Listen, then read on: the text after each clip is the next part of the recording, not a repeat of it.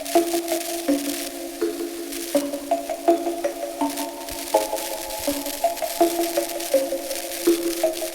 guys, welcome back to the channel. It's your boy Orange Sky here, and yes, this is what I look like. This is probably me the first time saying more than one sentence in front of the camera. And yeah, this is my studio. This is where all the magic happens. I'm just kind of trying to introduce you guys to everything. And the reason I don't really do my face in front of the camera very much is because these videos take forever to make because I stutter a lot. And I mean a lot. Sky here and review. So the way I'm going to rate Universal Horror Nights is a little different from what I actually do for my other mazes, So anyways, let's get on to the review. So the way I'm going to rate Universal Studios Horror Nights is a little different how I actually rate my other events, because other events usually you have to consider the food, the live entertainment, the shows. So there's a lot of different aspects I have to consider when rating an event. However, Universal Studios is a little different because I feel like most people just want to go there for the, just for the mazes. I know they do have a dancing show and they also do have food there, but let's be honest, most people don't really care about that. They just want to know which mazes are the best and which mazes maybe I should avoid that year. So this year, put on a score for it as a whole by averaging out which individual maze and rating each one and then averaging it out towards the end. So let's start with number 1. So let's start with Holidays in Hell. Honestly, I loved when it was actually a scare zone. Honestly, it's probably one of the more different ones where you actually go into each maze and it totally changes up the theme because obviously it's holidays. And I definitely dig this one because it was just interesting to see the messed up versions of each holiday, which is really different because it kind of reminds me of when you make messed up versions like the Garbage Pail Kids, and it's kind of like that, but obviously a lot more sadistic. And I definitely recommend this one. I think it's not that scary if you guys are worried about scare factor, but it's very entertaining and it's very it's very visually different from all the other ones. It definitely stands out, so definitely visit this one if you guys can. So let's talk about Killer Clowns. Honestly, I think this maze in particular was probably hands down the best one, and the reason being is because I don't know if you guys ever seen the movie, but it was exactly like it was in the movie. I felt like I was in the actual movie, going to the spaceship. And oh my god, all the iconic scenes that you guys love are actually in it. So even if you haven't seen the movie, I think you guys will have a blast. And just how it was really colorful, and just how eerie the clowns are and how realistic they looked from the movie, I think that definitely makes it creepy. It's so good that I had to go twice.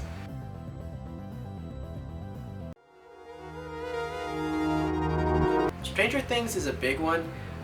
I think that it's the one that's probably going to be the longest in line for. And do I think this one was worth, it's worth those 2 hours, usually 2 hours, 1 hour wait time? I think so, to some degree. It's not, I went to the one last year, and the one compared this year, this one's a lot darker, and I've heard some people say it's because it's the way the tone of season 2 was. And I don't know, I wasn't really, it scared me a lot. I will tell you this one's probably the ones that made me jump probably twice, and it's a lot darker. However, I do feel like some of the scenes I kind of just, maybe because I didn't like season 2 of Stranger Things, but I feel it was a little more pale in comparison to what it was a year ago. And they do have similar things. However, it definitely does lack a lot what it had before, but it's still definitely a fun maze to go through. It's really long, so you definitely do get to go in there for a while, and you definitely will get scared because there are some really damn good jump scares. And some of all the costumes are always darn great. But I kind of missed a lot of all the awesome scenes they had from season 1 that was so iconic. It made it so fun to look at. But overall, I have mixed feelings about this one. But it's still a good time. So if you guys can, definitely visit it.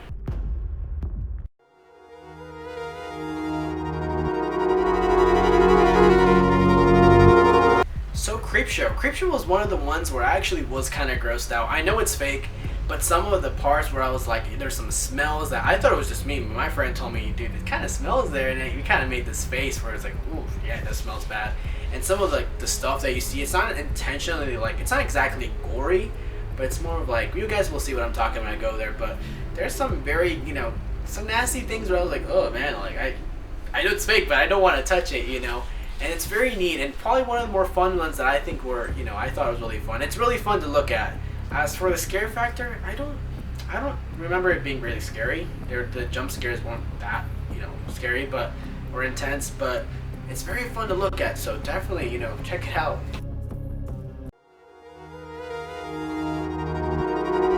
Frankenstein Meets the Werewolf definitely stood out in my head because it's one of the ones that takes you like back in time, and it definitely, when you're going through the set, it definitely feels like you're going back into more of a vintage time, and that's really neat because it helps stand out between each maze. And one of the things that I think that this maze has compared to the others is just like the old-fashioned horror, and it shows when you go through the maze. It still shows that it's effective because there is one part where I was like, I would say, I'm not scared of werewolves, and I was like, oh my god, you know what?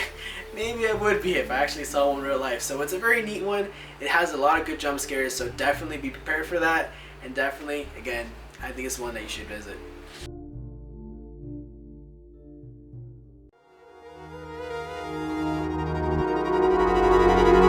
So when I heard they made an Us maze, honestly, I loved the movie when it came out this year. I was super excited. So honestly, how was it? I think it was one of the ones where honestly I enjoyed myself. It wasn't necessarily scary, but it was very fun and entertaining to see all the different scenes that throughout the movie, and how it starts from the beginning and it goes towards the end.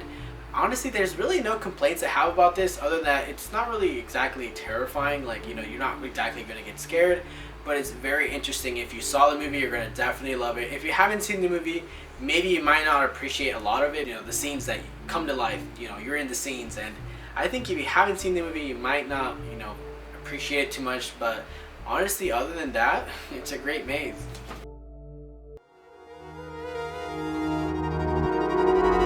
So for House of a Thousand Corpses, this was the one that I don't really remember much of. And maybe because I didn't recognize, I haven't seen I think it's a movie or a show. I haven't really seen any of it, related to the maze.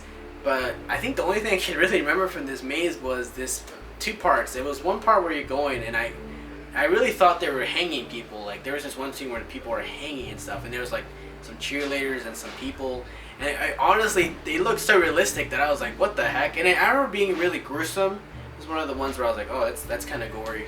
And towards the end, it was really interesting to see I guess like a doctor of some sort. I'm trying not to spoil too much from it, but I can't really say that I enjoyed it. I don't remember being scared at all. There's not really much scare factor. It's more of a gore factor, I guess. But it's one of the ones that I would say that I think it was the one that was least.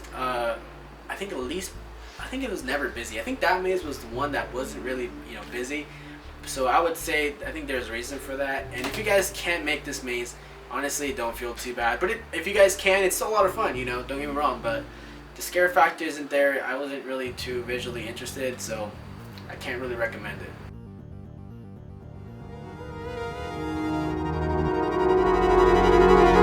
So apparently I forgot to record the footage for this, or I guess it got deleted. But anyways, Ghostbusters was probably the most disappointing maze in the park, and honestly, it sucks to say it because I'm not like the hugest, Ghostbusters fan, but I was really looking forward to it after the advertisement. And after being one of the highlights of this year's mazes, it was kind of disappointing because the jump scares were really off. They didn't really have much going for them, and the jump scares were off most of the time. And usually I forgive it, it's Ghostbusters, I don't know how scary it could be. However, the set was not my favorite. It was a little bit uninspired. It was a bit dull compared to all the other mazes. It's probably the least memorable, and I think I easily could have done without it.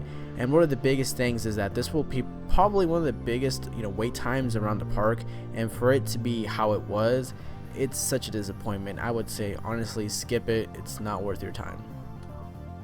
As for Pandora's Box, that's like the only one I didn't get to actually attend because the wait line was actually a lot longer than I thought it was. When I went to go check out the line, it was like maybe an hour, but the estimate thing said like maybe 15 minutes. And I was surprised because I've never heard of it, and I don't think it has a huge following, So one of the things also I want to tell you guys is that the AMC's Walking Dead, that maze is available any time of the year, so I would probably avoid it. And one other reason I would avoid it too is because honestly, it kind of sucks, As a huge Walking Dead fan, it kind of hurts to say because I love it. I was expecting it to be great, and it's so bad that honestly I don't think I've ever gone for it for 2 years now. So I would say avoid it. I'm pretty sure most likely, even if you're the biggest Walking Dead fan, you're gonna be a little disappointed. Anyways, now that we've covered all the mazes, let's rack up the numbers.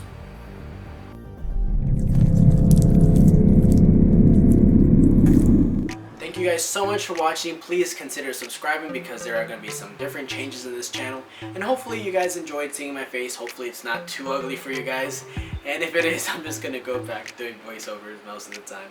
So anyways, thank you guys so much for watching. I hope you guys got something out of this. And I'll see you guys in the next video.